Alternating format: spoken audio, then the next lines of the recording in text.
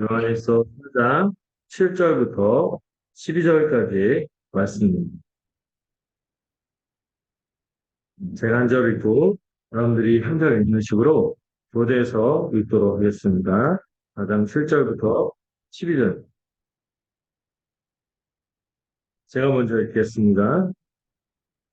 혹시 아직 못 찾으신 분들은 신약성경 362, 92페이지에 있습니다. 제가 먼저 읽겠습니다. 사랑하는 자들아, 우리가 서로 사랑하자. 사랑은 하나님께 속한 것이니 사랑하는 자마다 하나님으로부터 나서 하나님을 알고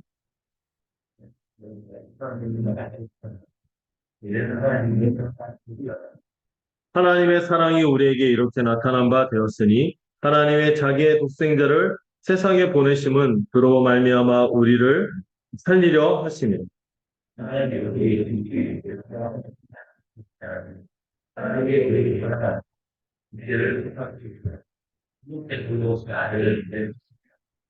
사랑하는 자들아 하나님이 이같이 우리를 사랑하셨은즉 우리도 서로 사랑하는 것이 마땅하도다.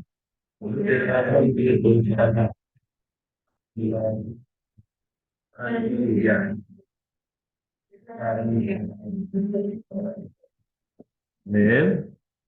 네. 여러분들 또 옆에 분들 보면서 잠시 인사를 좀 해볼까요? 네. 건강하십시오. 건강하시죠. 특히 예은이 네, 건강해.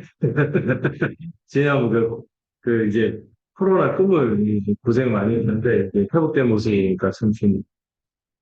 예, 예, 이제 여름이 다가오고 있는데 몸 관리 잘 하셔서 우리가 또 수련회도 있고 여러 가지 또 중요한 것들이 있고 이 좋은 계절이 될 수 있도록 잘 이렇게 건강하셨으면 좋겠습니다.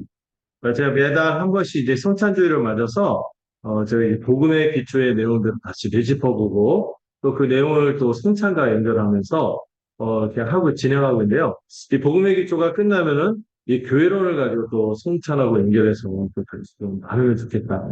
중요한 진리들은 우리가 반복해서 다시 듣고 할 때 우리가 너무 중요한데 이게 놓치고 있었던 것들 있잖아요. 이런 것들을 다시 환기하고 다시 붙잡고 이런 시간이 되었으면 좋겠습니다.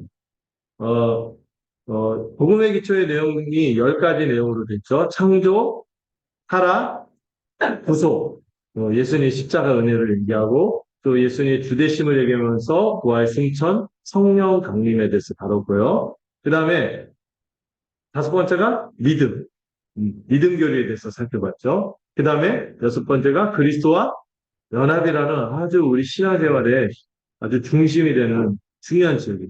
그리스도로부터 우리가 모든 것을 받고 그리스도처럼 살아간다는 내용을 살펴봤고, 그 다음에 교회에 대해서 지난달에 살펴봤습니다. 교회에 대해서 우리가 이 교회가 하나님의 백성이며 또 특별히 교회는 한 몸으로 존재하며 한 가족으로 존재하며 이 교회로 살아가는 삶이 이 복음이 뭐가 좋아요? 할 때, 복음이 뭐가 복됩니까? 할 때, 이게 보이도록 증명할 수 있는 게 뭐라고요? 우리가 교회로 살아가.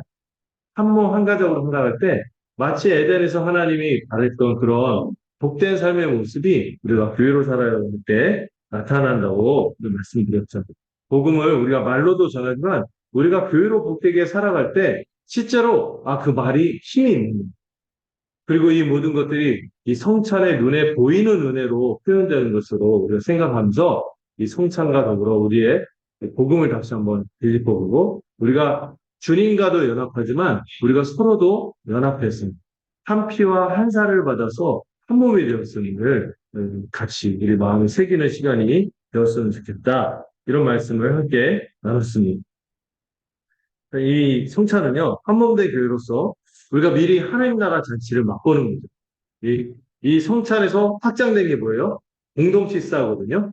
그래서 여러분들 예배 끝나고 밥만 먹고 가는 단칙이 꼭 식사를 해서 우리가 가족 때문에 우리가 함께 예배를 드리면서 한 재회를 공유하는 것도 귀한 일이지만 우리가 삶을 함께 해나가는 가족이다라는 것도 이 공동 식사의 의미에 담겨 있어요. 그리고 예수님이 특히 뭘 자주 하셨다고요? 잔치를 많이 베풀었다고 했잖아요. 정말 초대받지 못했던 사람들을 초대하셔서 그 은혜를 마음껏 누리게 하시고 그 천국 잔치를 미리 맛보도록 하셨는데 교회가 바로 그 일들을 지속하는 것이죠. 그래서 우리가 밥 먹을 때 또 너무 밥 먹는 데만 집중하지 마시고 우리 지체들 살피는 거. 제가 좀 그래요. 너무 우리 지체들이 너무 밥을 잘하셔. 우리 밥에 홀딱 넘어가서 지체들을 못 볼 때가 있는데 지체들과 고루고루 우리가 교제하면서 이게 가족됨을 누렸으면 좋겠습니다. 그 이전에 우리가 이 성찰을 통해서 우리가 한 몸이라는 것도 우리가 다시 확인했으면 좋겠고요. 그래서 이 여덟 번째 주제인 사랑이라는 주제도 이러한 이 성찬, 복음과 교회와 성찬의 의미와 연결되어서 되게 중요한 주제라고 생각합니다. 이 사랑이라는 이 주제를 한 바로 배정할 만큼 이게 굉장히 근본적인 진리이고 우리가 붙들어야 될 진리입니다. 특별히 오늘 우리가 이 주제 본문으로 읽었던 이 요한에서 4장 7절, 12절을 보시면은 이 사랑에 대해서 굉장히 과감한 표현들을 씁니다. 사랑은 하나님께 속한 것이다. 라고 오늘 읽은 본문에서 이렇게 말하고 있죠. 심지어 이런 표현까지 써고 있어요. 하나님은 어떤 것에 이미지로 투영해서 얘기하면 왜곡이 되거든요. 어떤 형상으로도 표현해서 또 좁혀서 얘기할 수가 없는 광대한 면이시죠. 그런데 요한은요, 과감하게 하나님은 이런 분이시다. 또 하나님은 A는 B다 하듯이 명확하게 정의하는 용어로 딱 규정해서, 좁게 규정해서 표현하고 있어요. 하나님은 뭐라고요? 사랑이시다. 이렇게 말하는 거는 사실 하나님의 영광스러운 이 광대함을 생각할 때 이렇게까지 표현할 수 있나? 이렇게 껴핑할 정도로 파격적인 표현인데 그 표현이 이 성경에서 기록하고 증언할 정도로 굉장히 중요하게 다가오고 우리가 마음에 새겨야 되는 부분입니다. 하나님은 사랑이세요. 근데 생각해보면 하나님이 어떻게 존재하시는지 생각해보면 그 말이 구나 하는 생각이 듭니다. 하나님이 어떻게 존재하시죠? 하나님은 어떻게 존재하십니까? 살아계십니다. 이런 대답이 나올 수도 있겠지만 어떻게 존재하시죠? 세 분인데 마치 한 분인 삼위일체 하나님으로 존재하시잖아요. 이 세 분이면서도 마치 한 분인 것처럼 서로 깊이 사랑하시는 존재로서 존재하고 있거든요.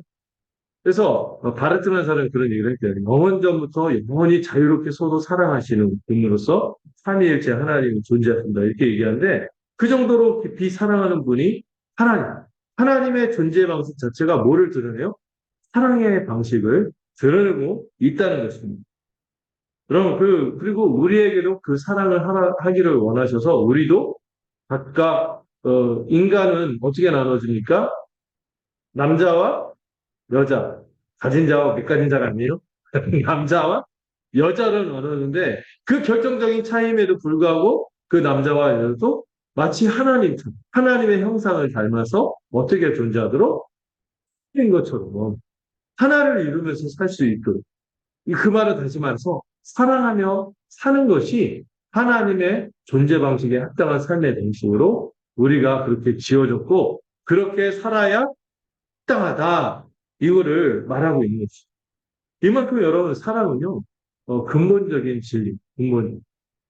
기독교를 여러분 여러 가지로 표현하지만 복음의 종교다 이렇게 얘기하지만 그 핵심을 추리고 하면은 사랑의 종교다 이렇게 말할 만큼 이게 중요한 주제인 것이죠.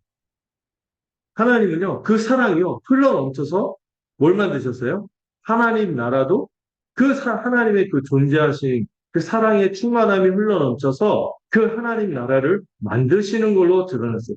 이 세상을 창조하실 때 내키지 않은데 심심하니까 심심풀이 삼아서 만든 게 아니라 하나님의 그 사랑의 성품이 흘러 넘쳐서 이 세상을 만드시고 그 세상에서 그 흘러 넘치는 사랑을 함께 나누기 위해서 누구를 만드신 거예요? 하나님의 형상. 하나님처럼 사랑하면서 살라고 사랑을 만드신 것입니다. 그래서 하나님이 꿈꾼 이 세상을 어떻게 표현해요? 사랑의 나라 또는 사랑의 아들의 나라 이렇게 표현할 정도로 이 사랑은 너무나 근본적인 진리입니다. 하나님은 그 흘러넘치는 사랑으로 우리를 만드셨고 그 에덴 동산이라는 곳에 두셔서 그 에덴 동산이 뭐예요? 하나님의 사랑의 나무. 하나님이 꿈꿨던 그 하나님이 원래 기획했고 기대했던 이 사랑의 나라에서 우리가 하나님과 복된 사랑의 교제를 누리고 하나님과만 누리나요? 우리가 서로 완전히 한 몸으로서 사랑을 나누며 살도록 이렇게 이 세상을 그렇게 이끌어가기로 꿈꾸시고 이렇게 만드신 것이죠. 그런데 이게 어떻게 된 거예요? 이 사람이 범죄함으로 이 하나님을 그 사랑을 밀쳐냅니다. 하나님을 밀어냈을 뿐만 아니라 사람끼리도 원래 서로 온전히 한 몸이 되어서 사랑하는 관계였죠. 돕는데 필요, 뼈 중에 뼈, 살 중에 살이요. 그렇게 정말 사랑했던 사람들끼리도 서로 지배하고 다스리고 이게 안 되니까 미워하고 갈등하고 자기 뜻대로 안 되니까 막 자기 뜻대로 관찰이 안 되니까 그 사람을 막 미워하고 막 하는 이 갈등하는 관계가 돼버린 것이죠. 음. 그러나 하나님은 그런 꿈을 사실 우리가 짓밟은 죄로 인하여 그 하나님의 꿈을 짓밟았음에도 불구하고 우리를 용서하시고 구원하시기 위해 우리를 여전히 사랑하셔서 용서하시고 구원하시기 위해 누구를 보내시나요? 우리 가운데 사랑의 아들. 그 하나님, 가장 하나님의 사랑하시는 아들, 독생자 예수 그리스도를 이 세상에 보내셨고 또 로마서에서 이렇게 얘기하죠. 우리가 하나님을 사랑하지 않았어요. 오히려 우리가 하나님과의 관계가 원수되었어요. 원수되었을 때 누가 먼저 사랑했어요? 오늘 요한일서 4장을 보니까 하나님이 먼저 우리를 사랑했어요. 우리가 하나님을 사랑하고 해서 무엇인가 얻어낸 게 아니라 우리가 하나님 사랑하지도 않았어요. 하나님과 원수되었을 때 하나님이 세상에 우리를 기대하지도 않고 바라지도 않았는데 하나님 먼저 우리를 사랑하셔서 우리는 알 수 없었던 어마어마한 선물을 우리에게 주신 것이죠. 우리를 먼저 사랑하셨어요. 그 사랑의 방법이 뭐였습니까? 하나님이 정하신 그 사랑의 방법이 뭐예요? 우리를 구원하시기 위해서 그분이 정한 방법은 가장 사랑하는 아들을 우리 같은 배은망덕한 이 죄인의 죄를 대신 지고 형벌을 받는 화목제물이 되게 하신 것입니다. 여러분, 하나님 우리를 사랑하는지 어떻게 알 수 있어요? 이렇게 얘기할 때, 여러분 이미 우리에게 가장 신한 증거, 큰 증거가 있습니다. 뭡니까? 바로 십자가에 달리신 예수 그리스도이십니다. 자기 아들을 그렇게 우리를 대신해서 원래 거기에 누가 매달릴게요? 우리가 매달려서 죽어야 돼요. 영원한 형벌의 고통을 당하고 우리가 죽어야 되는데 주님이 우리를 대신해서 죽으심으로 하나님의 사랑을 그렇게 입증하십니다. 확증하셨다. 또 로마서 5장의 영어 표현을 보면 demonstration 이렇게 공적으로 나타내십니다. 아무도 그 하나님의 사랑을 부정할 수 없습니다.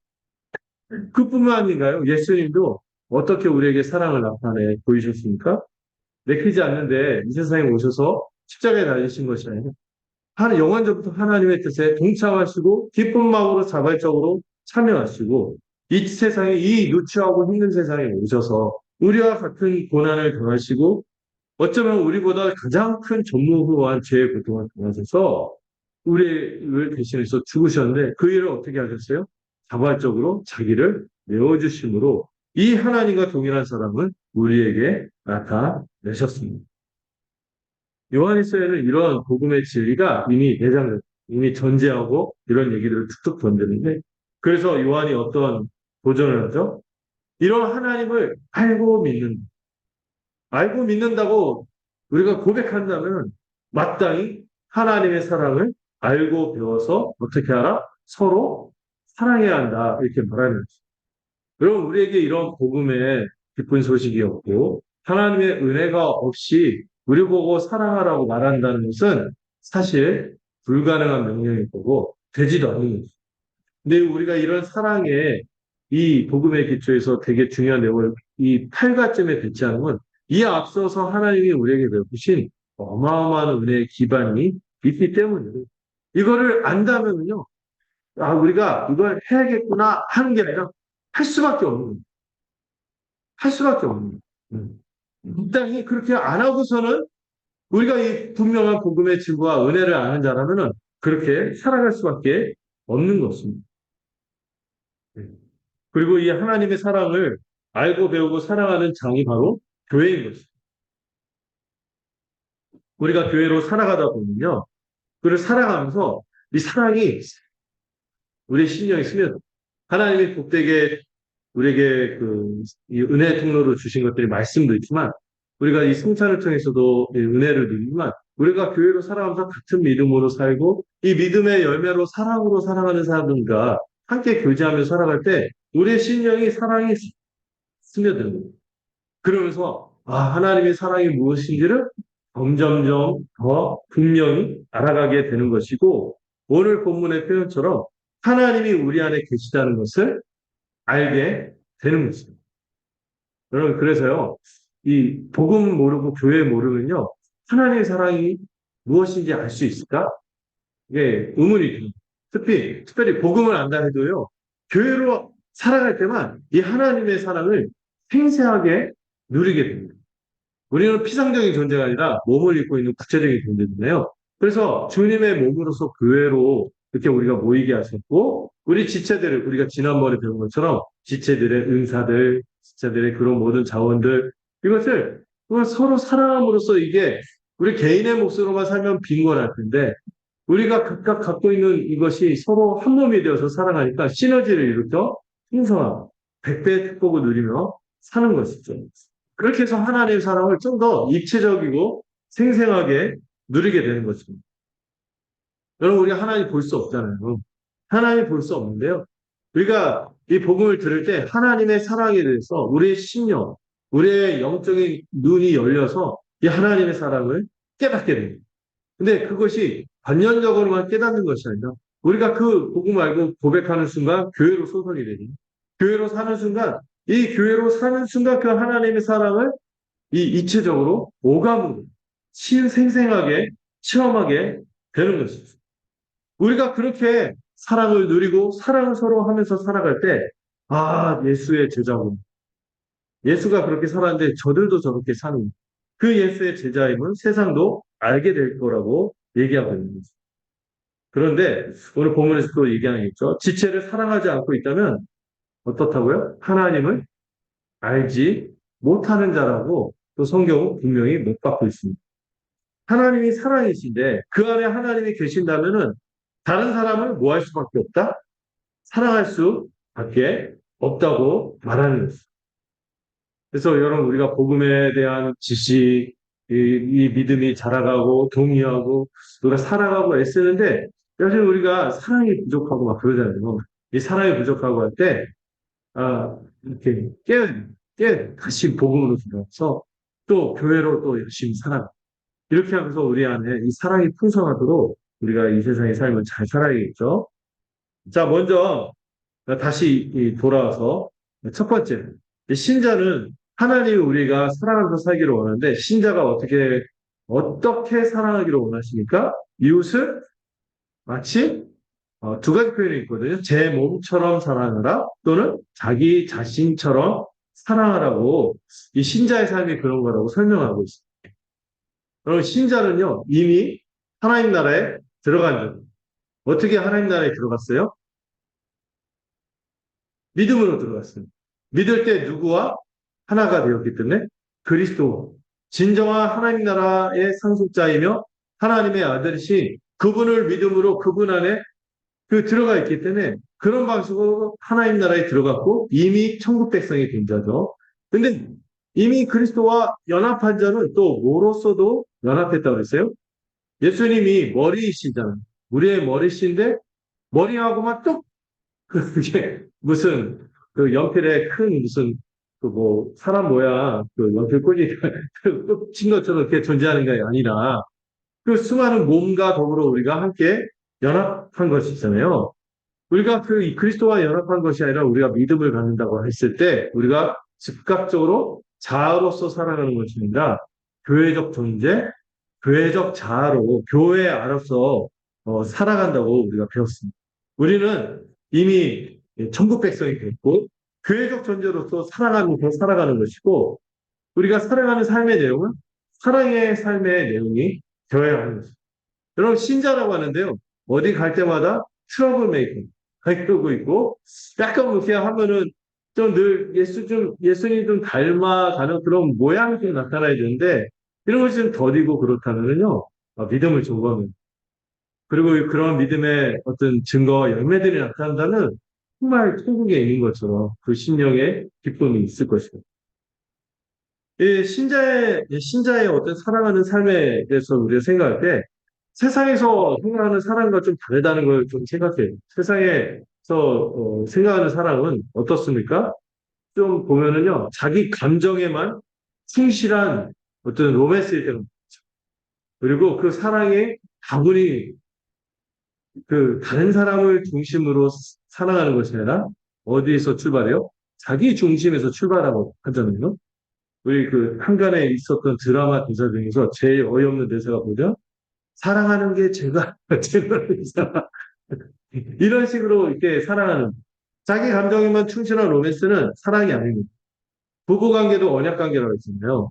이 로맨스가 아니라 서로에 대한 신실하고 서로를 먼저 생각하고 사랑하는 것이 우리가 언약관계인 것인데 성경이 말하는 사랑은 이런 언약의 사랑이며 특별히 이런 사랑을 보여주시는 분이 누구예요? 우리 말씀에서 확인했듯이 하나님과 예수님의 사랑이 그러한 언약의 사랑인 것입니다. 하나님과 예수님의 사랑은요, 뭐 세상 사람들과 같이 내 내키는 대로, 내 내킬 때만 사랑하는 그런 것이 아니라, 우리를 위하여 자신을 내어주고 희생하시는 사랑인 것입니다. 사랑은 이런 하나님의 사랑을 알고 겪은 자들, 믿는 자들로서 이미 구원을 받고 하나님 나라에 들어간 자들, 그래서 교회로 살아가는 자들에게만 가능한 것입니다. 세상 사람들은 한때 막 마음이 막 일렁여서 막 사랑한다고 달려들다가 결국에 어떻게 되니까 지치거나 함열을 느끼고 주저앉거나 그것이 이제 기대가 오히려 배신감으로 바뀌어서 이렇게 되는 것들을 보게 되는데 이 사랑은 그러면서 신자에게 강하구나 하는 생각이 듭니다. 하나님의 사랑을 먼저 그 안에 충만할 뿐만 아니라 이미 그 사랑을 공급받을 수 있는 이 교회라는 토대가 있기 때문에 우리에게 가능한 것이죠. 우리가 교회로 살 때 실제로 사랑의 삶을 살아가게 되는 것입니다. 사랑이야말로 하나님의 백성 교회가 행해야 할 최고의 윤리이며 우리가 추구해야 될 궁극적인 목적입니다. 여러분 우리가 교회를 하나님께 속한 거룩한 백성이라고 하잖아요. 이 하나님께 속했고 거룩하다는 것을 알 수 있는 것이 가장 드러나는 모습이 뭘까요? 우리가 사랑하는. 우리가 사랑으로 하나님께 속한 자이며 야 하나님의 세상에서 살고 있구나. 하나님 만든 복된 세상을 살고 있구나 하는 것을 드러내는 것은 이 사랑인 것입니다. 그런 의미에서 로마서 13장 8절에서 10절 함께 우리 좀 볼까요? 우리 수자매가 매번 이 돼지를 따로 이렇게 작성하고 본문도 인용할 거를 이렇게 오늘 보니까 본문도 인용하셔가지고 이렇게 하셨더라고요. 네. 괜히 별명이 구목사 아닌 것 같아요. 안 시켜도 막 해. 네. 맞아요.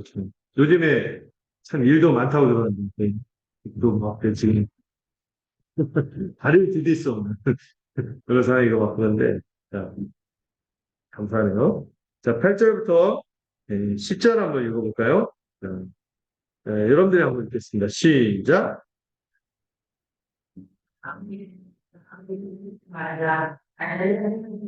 네.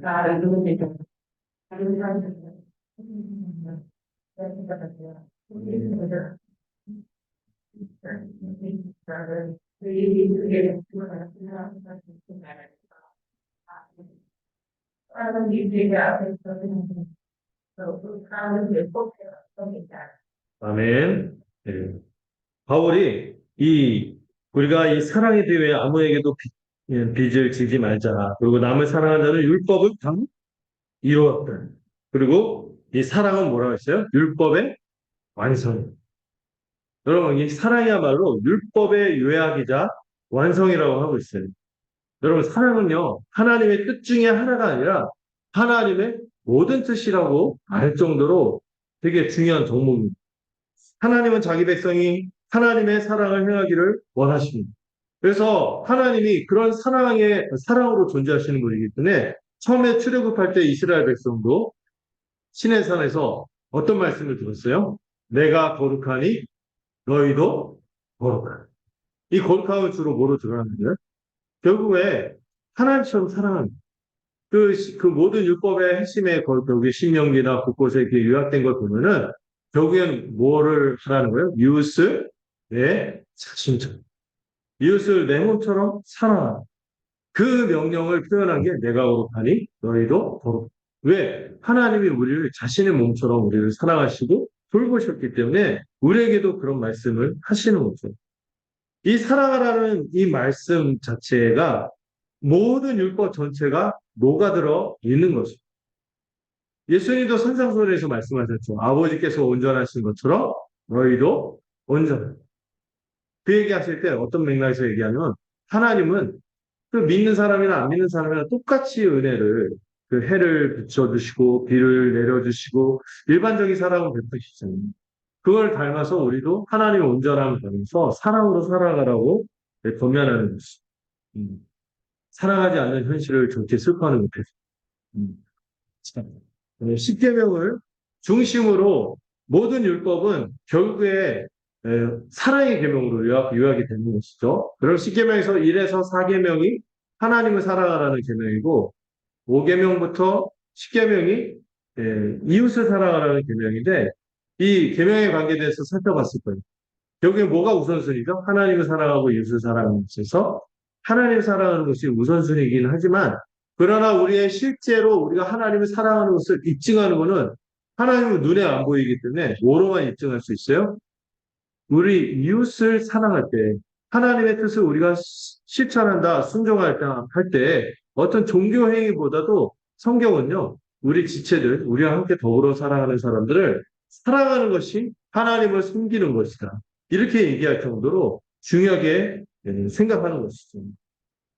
또 부자 청년한테도 주님이 얘기할 때 그 계명을 얘기할 때 주님이 그 계명을 1계명부터 4계명 얘기 안 하시고 뭐 어떤 계명만 얘기하셨어요? 이웃과 관련된 부모를 공경하라부터 해서 이웃의 것을 탐내지 마라. 이거부터 해서 한심에 대해서 얘기하기까지 그 사람에 대한 계명만 얘기했거든요. 그만큼 이 사랑이 되게 중요한 것이죠. 이 사랑이야말로 모든 율법을 성취하는 것이며 이 로마서에서 말하듯이 이 율법의 성취자 완성이 바로 사랑인 것입니다. 그리고 끝에 오늘 이 10절을 보면 로마서 13장 10절을 보면 하나님은 우리가 다른 사람에게 악을 행하지 않을 뿐만 아니라 이웃 먼저는 여러분 익숙할 때 여러분 멀리 있는 사람들 생각하지 마세요. 위아더 월드 막 빵. 사랑의 빵. 그래서 어디 보내고 이거 생각하기보다 먼저 누구를 사랑하라고요? 함께 살아가고 있는 일단 가족도 있고 또 신앙생활하는 지체들을 마치 누구처럼 자기 자신처럼 사랑하라는 것입니다. 이 세상의 윤리는요, 보통 이 사랑을 이나 어떻게 선행을 어떻게 하라고 구면하면 내가 당하기 싫은 것은 남에게도 하지 마. 이렇게 좀 소극적으로 말하잖아요. 근데 우리가 이미 산상수훈을 살펴봤지만 주님은 황금률이라서 우리에게 어떤 걸 명하셨죠? 네. 우리가 대접받고자 하는 대로 다른 사람을 대접하라고 적극적으로 명하셨어요. 이를 가장 큰 계명이라고 하는데 사랑할 때 어떻게 하는 거예요? 내 입장에서 자기 중심으로 살아가는 것이 아니라 정말 그 사람이 나였으면 이렇게 했겠지 하는 것을 생각하면서 그 사람을 섬기는 것이죠. 사실 이런 섬김, 이런 대접을 하신 분이 하나님이시죠.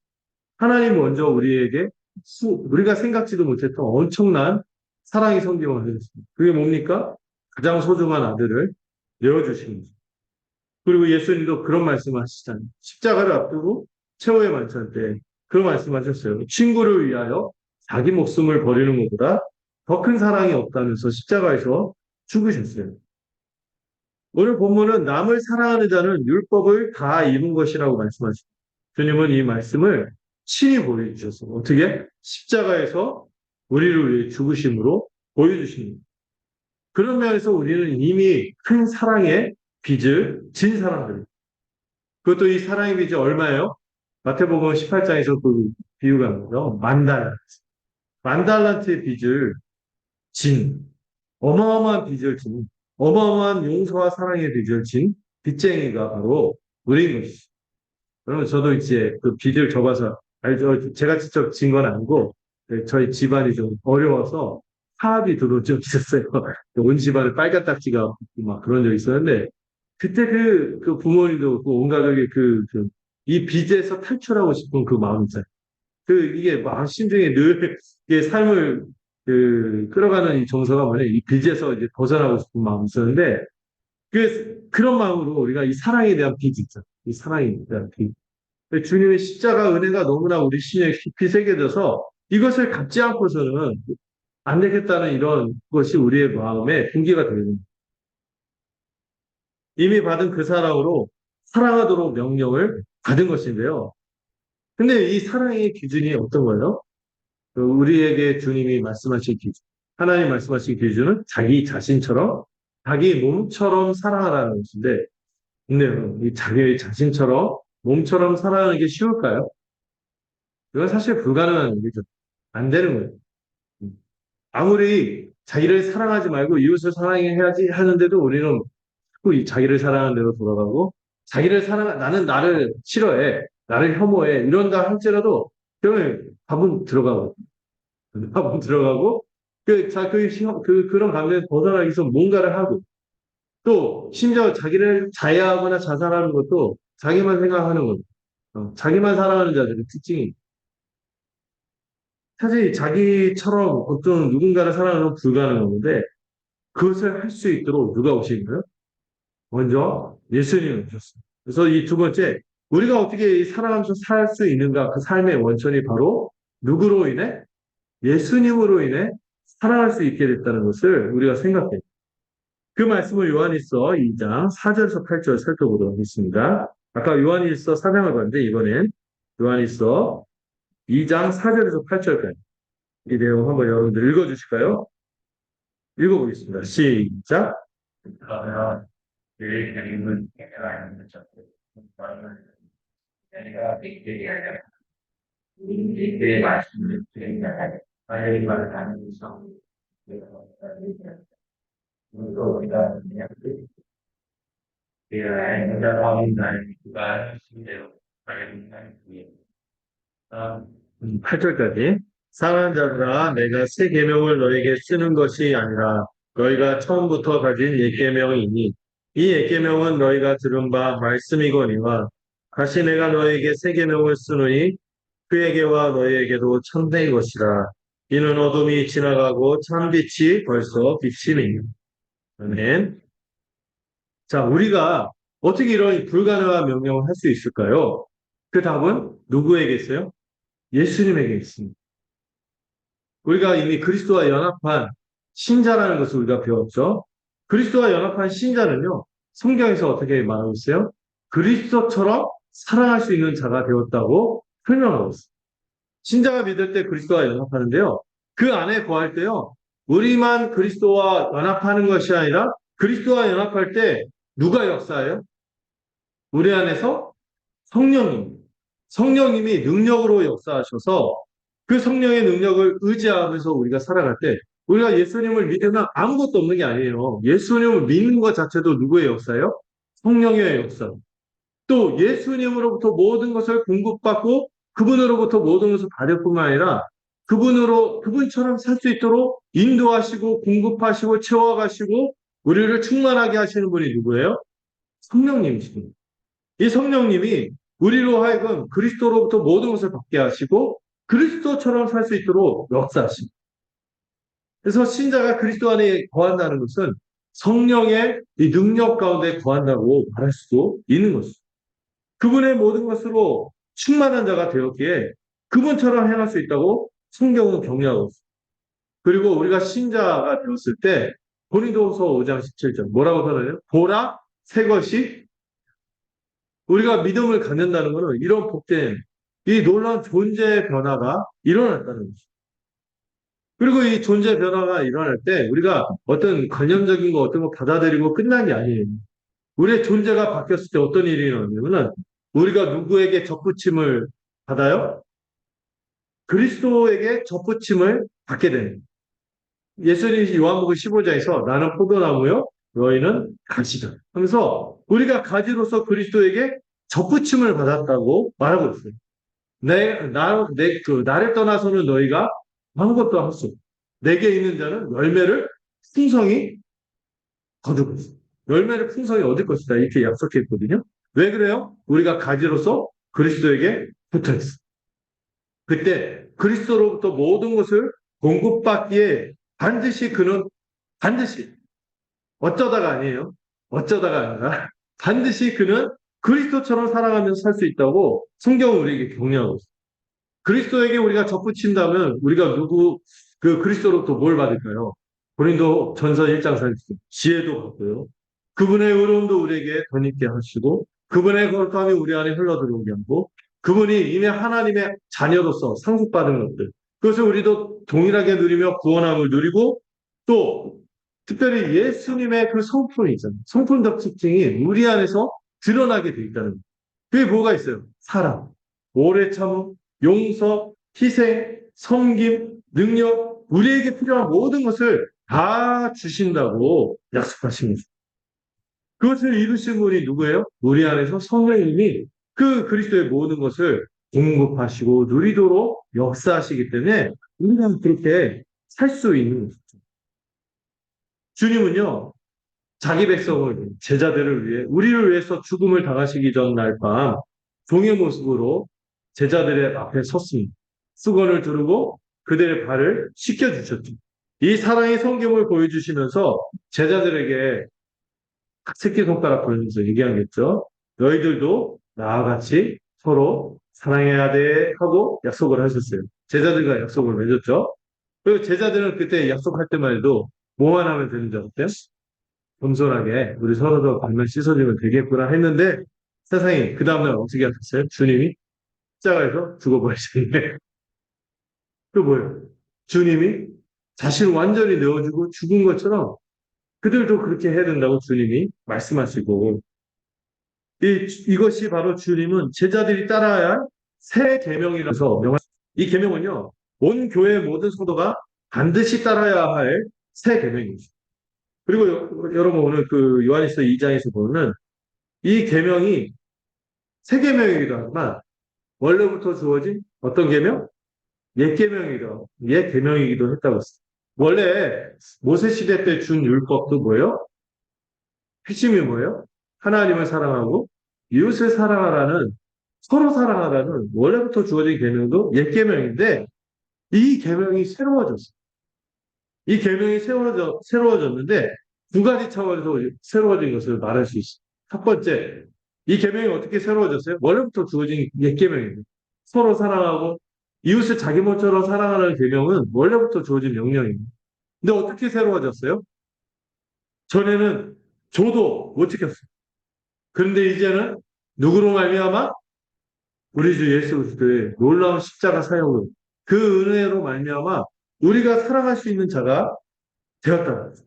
저 이제는 가능한 명령이 됩니다. 왜?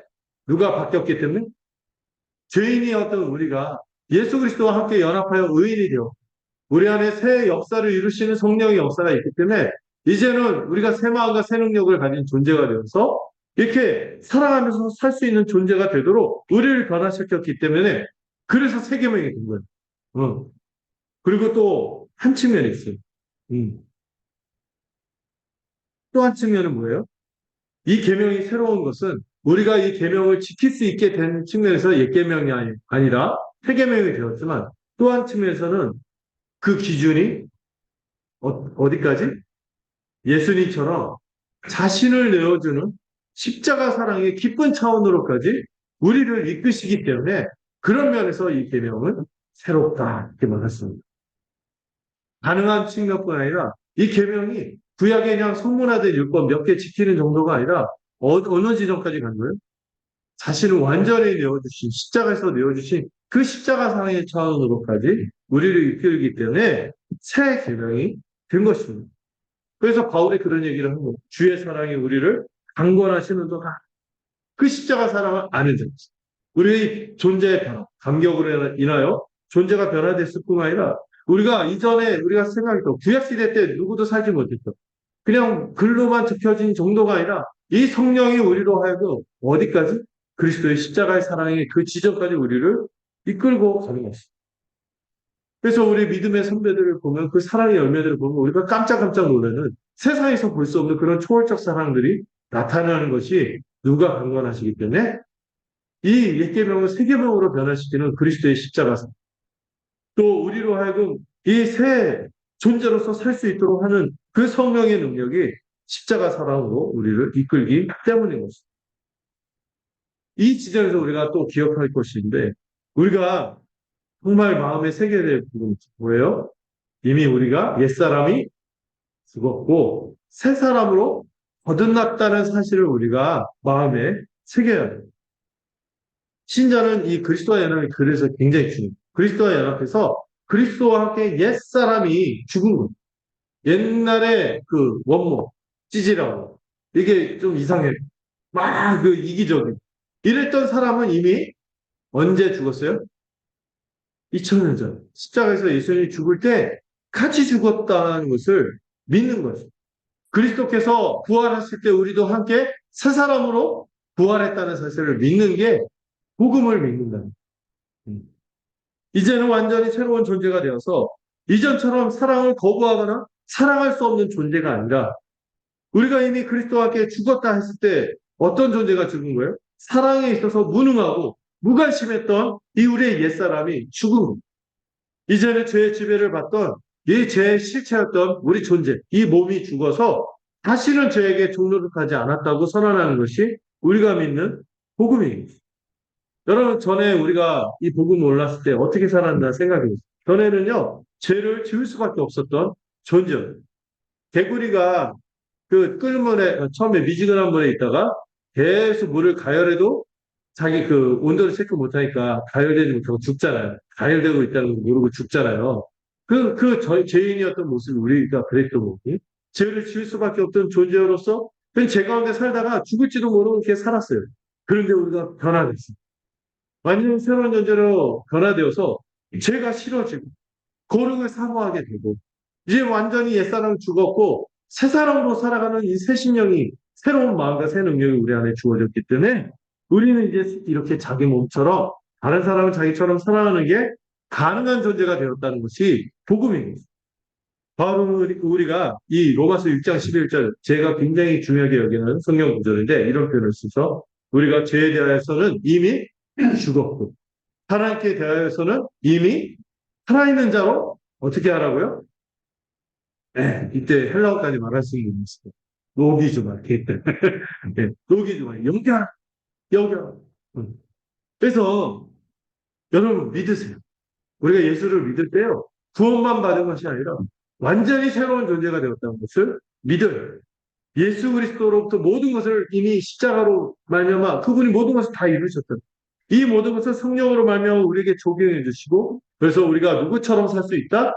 예수 그리스도처럼 살 수 있는 존재로 자신을 여겨라 하고 성경은 말하고 그래서 우리가 작은 예수가 되어서 살아가는 것입니다.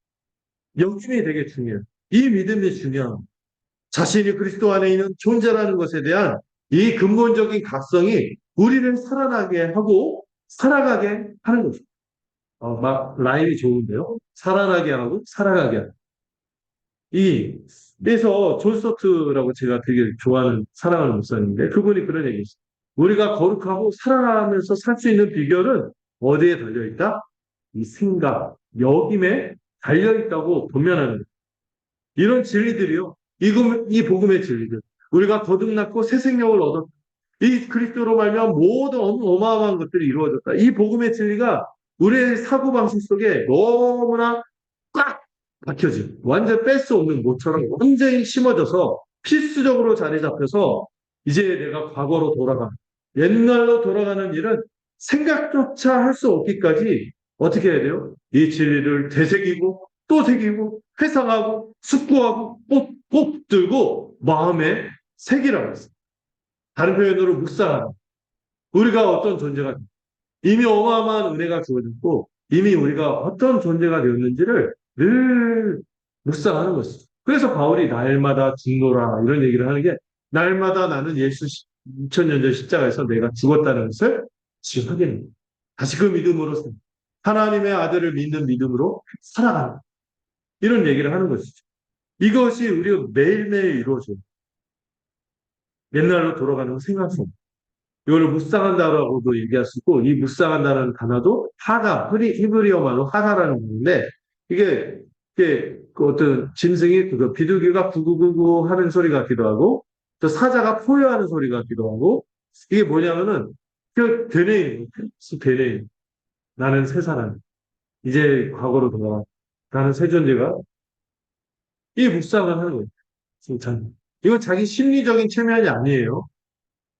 이 2000년 전에 이 그리스도의 십자가 사건에는 이 역사적 사실의 기초에서 우리가 믿음을 갖는 것이기 때문에 허구의 기초에서 자기 체면을 하는 게 아니란 말이에요.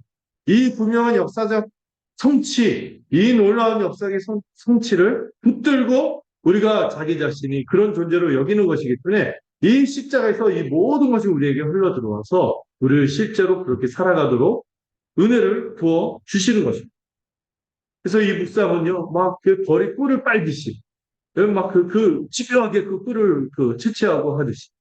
걔가 그 굶주렸다가 그 뼈다귀 있잖아요. 그래서 살점이 다 있는데도 불구하고 그 뼈를 계속 이렇게 하잖아요. 존 스토가 그렇게 비유를 하거든요. 이 묵상하는 것에서.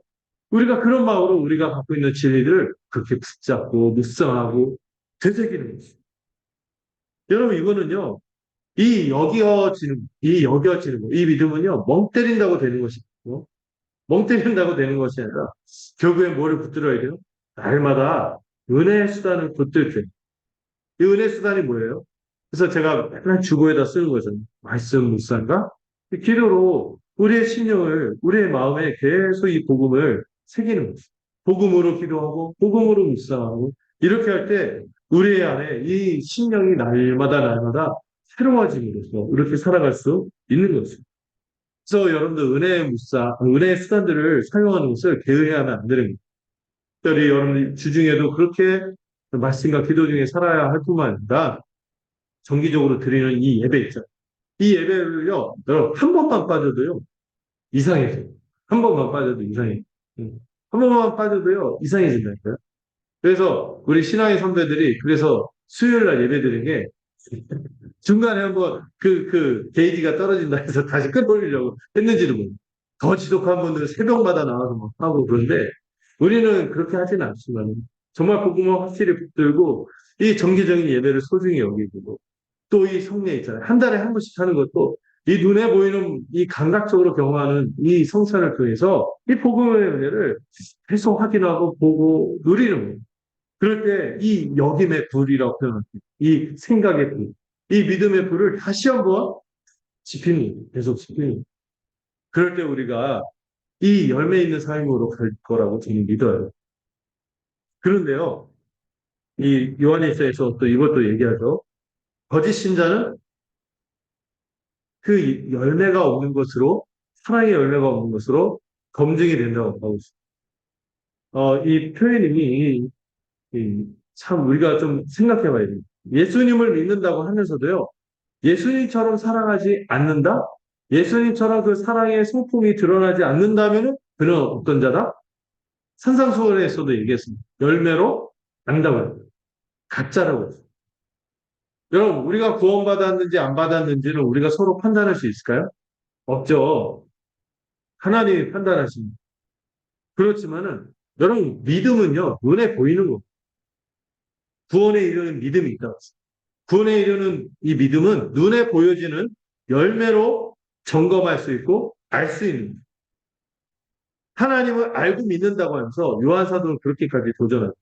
하나님의 계명 뭐예요? 사랑하라는 이 명령을 지키지 않고 그의 삶에서 사랑과 용서의 열매가 나타나지 않는다면 더딜 수는 있어요. 더디고 좀 느리게 갈 수는 있는데 아예 그게 없이 막 그래서 보면은 더 강팍하고 완악하고 막 불순종 가운데 살아가고 그런다면은 그가 정말 믿음이 있는 것인가? 그건 믿음이 아니라 거짓말하는 것이라고 말하고 있는 거예요. 진리가 그 속에 있지 않은 거라고 말하고 있는 거예요.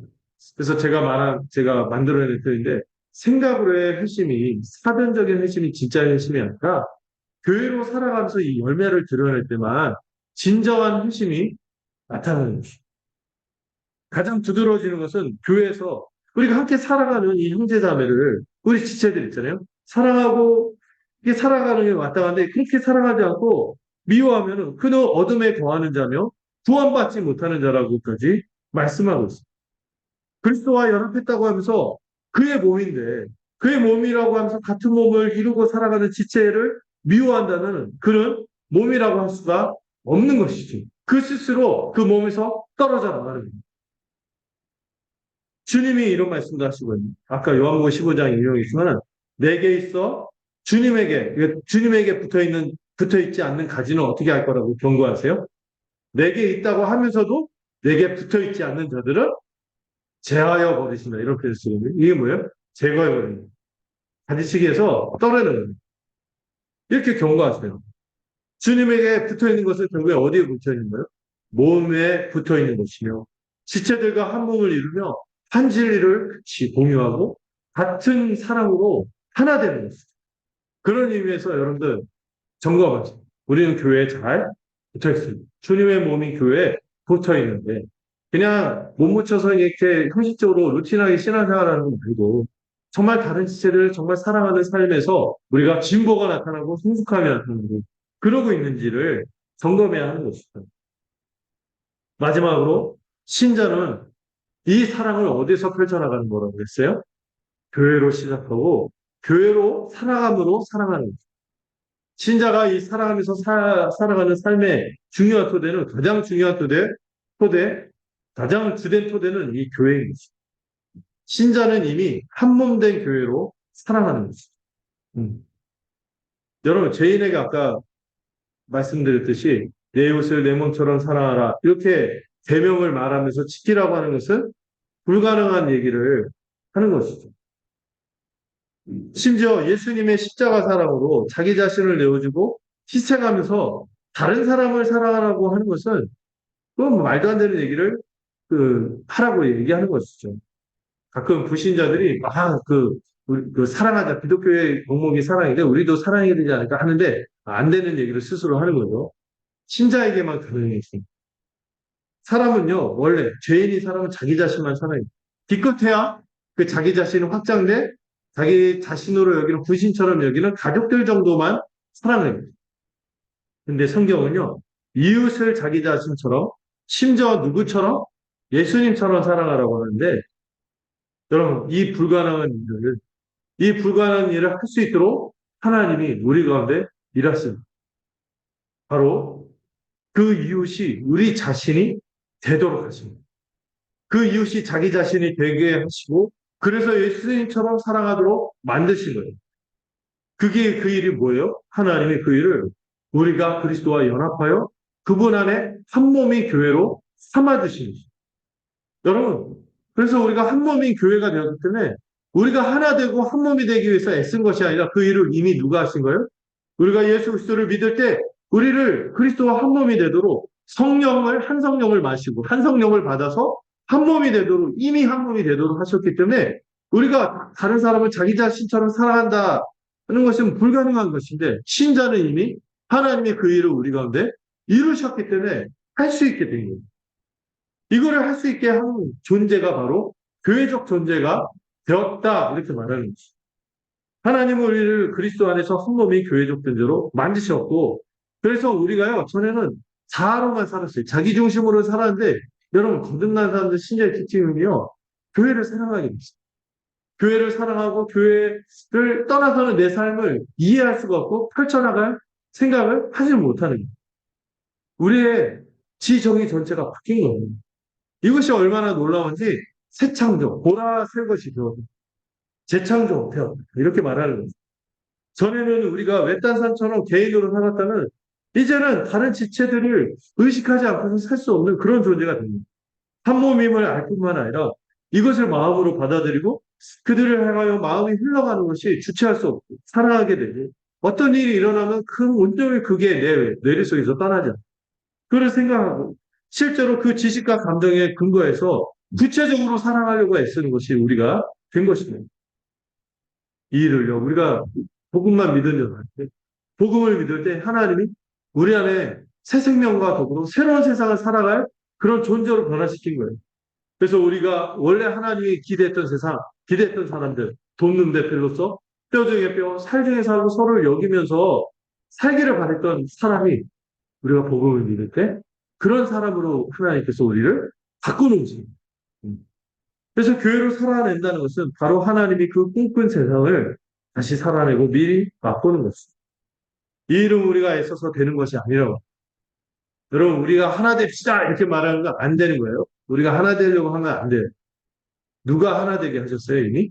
하나님이 이미 하나 되게 하셨기 때문에 우리는 그것을 힘써 지킬 뿐 이미 하나 되게 하셨다는 것을 믿기만 하면 되는 것이죠. 성령님이 우리를 하나 되게 하셨고 이 위대한 새 창조의 기적은 결코 사람에게서 나온 게 아닙니다. 하나님이 하신 것이죠. 우리는 단지 이를 힘써 지켜나간다고 고백할 뿐이에요. 그래서 여러분들 이제 여러분들 그 혼자 밥 먹는 게 즐겁지 않습니다. 지체들이 있는 거 아는데 내가 혼자 막 식기 들고 따로 가서 한쪽에 가서 밥 먹고 있으면 이상한 거. 그럴 수 없는 거예요. 누가 있으면 같이 가서 막 교제하고 싶고 이렇게 하고 이거는 MBTI가 내가 E라서 그렇다 이런 게 아니에요. 우리가 새 존재가 되었기 때문에 그런 것이죠. 그리고 우리가 전에는 결이 좀 다른 사람과 함께하는 것이 힘겹고 버겁고 꺼리고 했었는데 이제는 그렇게 되지 않았어요. 기다리고 맞춰주는 사람이 됩니다. 우리 주님도 그랬거든요. 우리 주님이 이 세상에 오셔서 어떻게 했어요? 여러분 우리 주님이요 거룩하신 태어나서부터 거룩하시고 계속 거룩하게 사신 분이니 깨끗하신 분이니 죄인 창기하고 어울리는 게 쉽겠어요? 그들이 구사하는 어휘들 네. 그 육두문자가 안 들어가면 문장이 구성이 안 돼.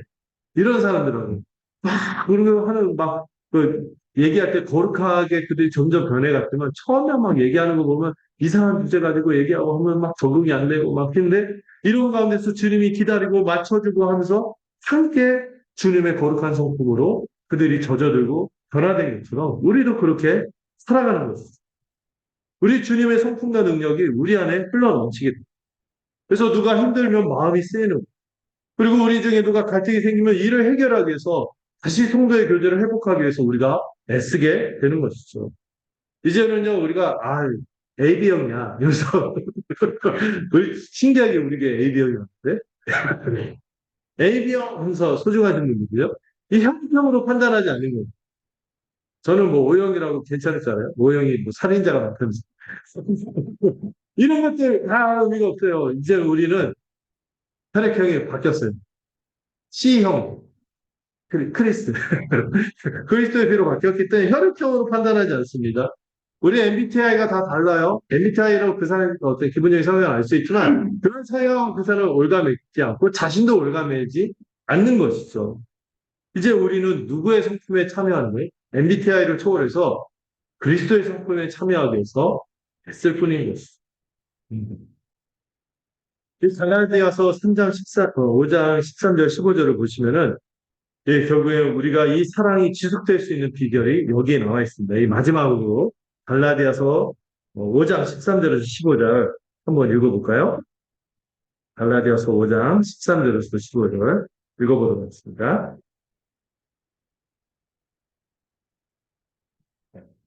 갈라디아서 5장 13절에서 5절입니다. 찾으셨나요?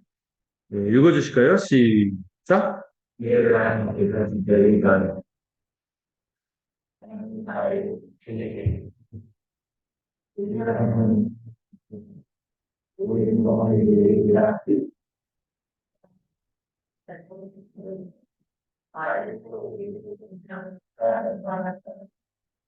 음. 원래 이제 그리스도로 인하여 연합한 존재, 자유로운 존재가 됐습니다. 그런 존재로서 우리가 이 옛사람처럼 이 육체를 위하여 자기 이기적인 욕심을 위해서 살아가는 존재가 아니라 이제는 우리가 교회적 존재가 됐기 때문에 어떻게 살아가요? 사랑으로 서로 공노릇하는 존재가 되는데요. 이게 명령이 아니라 이게 우리에게 약속이기도 해요. 여러분 우리가 교회적 존재로 부름받았고 사랑하는 삶으로 부름받았는데 이게 일방적으로 그냥 우리가 그냥 소비되고 그냥 완전히 뭐죠? 그냥 소진되는 그런 사랑이 아니란 말이에요. 홀로 일방적으로 하는 사랑이 아니라 어떤 사랑으로? 서로 사랑으로 초대받은 것이죠. 우리는 서로 사랑하기에 가장 최선의 사랑을 지속적으로 행할 수 있게 돼요. 여러분, 일반적인 사랑은 어떻게 됩니까? 외로울 뿐만 아니라 쉽게 지치고 지속하기가 어려운 거예요. 그러나 우리는 이미 우리가 어떤 존재가 됐어요? 교회적 존재가 되어서 서로가 아니고서는 살 수가 없는 존재가 되었고, 사랑을 할 때 주기만 하는 존재가 아니죠. 여러분, 가족 관계에서도 어떤 관계에서는 주기만 하는 관계가 있다고 하더라고요. 어떤 사람 받기만 하는 관계가 돼서 이게 안 바뀌어서 이게 힘들고 어려울 때가 있다고 그러죠. 그런데 우리는 전혀 새로운 하나님, 예수, 하나님의 가족이 되기 때문에 뭐가 익숙해져요? 주는 데만 익숙한 것은 받는 것도 익숙해요. 받는 것만 하는 것이 아니라 주는 것도 능해지고 그리스도의 그 성품이 우리 안에 드러날 때 이 주고받는 사람으로 우리가 살아갈 때 함께 지속적으로 더 풍성하게 행하게 되는 것이죠. 그래서 여러분들 우리가 격려받고 칭찬을 받으면서 다른 사람의 사랑과 섬김으로 더욱 사랑에 능숙해진 사람이 되는 거예요. 그래서 더 우리 안에 사랑의 분량이 더 커지고 더 큰 사랑으로 다시 섬기게 되는 것이죠. 여러분 사랑하는 사람이 하나님 앞에서 더 온전해지는 것을 보면서 큰 보람을 느끼고 또 사랑의 분량도 커지는 것이죠. 그래서 여러분들 우리가 이 성도의 칭찬이요, 이 성령님의 칭찬이기도 하거든요. 그래서 우리가 어떤 사랑으로 살아가고 하는 삶이 있을 때 격려해 주세요. 격려해 주시고 같이 동참하고 칭찬하고 이럴 때 이 하늘의 칭찬이죠. 하늘의 칭찬이자 우리가 한 몸으로 살아가는 이 사랑을 배가시키는 방법이기 때문에 그것이 참 기쁨이 되겠죠. 이 우리의 사랑은 서로 사랑이기 때문에 시너지, 상승 효과를 내게 되어 있습니다. 우리가 개인으로서 한 사람 몫의 사랑을 하지만은 그러나 우리의 희생과 헌신이 교회로 산다면 어떻게 돼요? 주님이 약속한 대로 영생뿐만이 아니라 이 세상에서도 100배 보상을 받게 되는 것입니다. 왜? 모두가 나의 형제 자매가 되고 내가 부모가 없었네. 나의 부모가 되어준 나의 자녀가 되어주고 자신의 이런 가족됨을 누리면서 은사와 자원을 아끼지 않고 살아가게 되는 것이죠. 하나님은 우리의 이 형제 자매들을 통해서 우리의 필요를 공급해 주시고 하나님이 갑자기 하늘에서 돈벼락을 갖다 터뜨리고 우리의 필요를 갑자기 막 기도하고 났더니 머리맡에 뭐가 생기고 산타클로스 이런 게 아니라 하나님이 누구를 통하여 우리의 필요를 채워주세요? 지체들. 우리 서로를 향, 서로의 이 사랑하는 삶을 통하여 서로 비빌 언덕이 되고 기댈 수 있는 어깨가 되므로 사랑하는 것이. 그리고 이렇게 우선적으로 우리가 사랑하는 대상이 누굴까요? 우리 사연의 지체들. 이 지역교회 지체들. 이 교회 직분과 은사도 하늘 보좌에 오르신 예수님이 교회에 주신 선물로서 이 사랑을 한껏 누리도록 이 사랑의 삶을 이끌고 가도록 직분과 은사가 주어진 것입니다. 우리가 교회를 함께 사랑한다면 이 그리스도의 충만함에 이르게 될 거예요. 우리 주님이요. 각 사람에게, 한 사람에게만 그 은사를 몰빵으로 주시지 않아 그랬어요. 주문용어는. 아낌없이 각 사람에게 주셨고, 이것을 함께 사랑하면서 나눌 때 그리스도의 충만을 누리도록 하십니다. 제 직분도요. 주님이 주신 은사로 여러분이 서로 사랑하며 성김의 일을 감당할 수 있는 온전한 자가 되도록 이 진리를 또 가르치고 이 은혜 수단을 통하여 여러분의 마음속에 불을 일으키게 돌보는 직분입니다. 그러므로 우리가 서로 사랑하면서 살아가는 것입니다. 여러분 이 모든 신자들은 이 자기 자신이 갖고 있는 은사로 서로 사랑하면서 섬기게 될 때 교회가 저절로 함께 세워지게 됩니다. 그래서 그리스도의 충만함에 이르게 됩니다. 그래서 여러분들 이 하나님의 아들을 아는 것과 믿는 것에 하나가 뿐만 아니라 아까 말씀하신 대로 은혜 수단을 계속해서 붙들고 그리스도 안에 머금으로 성령께서 우리에게 주시고 인도하시는 것을 따라 산다면 우리는 반드시 사랑의 열매를 맺는 삶을 살게 되는 것입니다. 오늘 진리 중에서 정말 잊지 말아야 될 것은 여기 있죠. 여기. 내가 이미 죄에 대해서는 죽었군. 하나님에 대해서는 살아있는 자. 또 우리가 교회로 살아갈 때 외딴 섬처럼 내가 혼자 기여하고 살아가는 것이 아니라 우리가 서로 사랑하면서 살아가면서 이 세상에서도 뭐를 누릴 수 있다는 약속? 행복을 누릴 수 있다는 약속을 마음에 품고 살아가기를 소망합니다. 이 성찬은요, 그런 의미에서 주님과 연합한 한 몸으로서 서로 나누는 식탁입니다. 여러분, 이 특별히 정의원들이 성찬을 받을 텐데, 이 성찬을 받는 것은 어떤 의미가 있을까요? 내가 그리스도와 한 몸이 됐고, 지체들과 한 몸이 됐기 때문에, 이 누군가의 사랑이 성김으로 이 성찬상이 베풀어진 것처럼, 우리 하나님의 사랑을 성찬상에 베푼 것처럼 나도 이 사랑으로서 내 피와 살 같은 존재들을 위해서 내가 사랑하면서 살겠다는 하나의 또한 언약식이 되기를 기도하겠습니다. 하나님 아버지, 우리가 이 성찬을 대하면서 그리스도와 연합하고 서로 하나 되도록 하는 이 거룩한 식탁 앞에서 떳떳하여지기를 원합니다.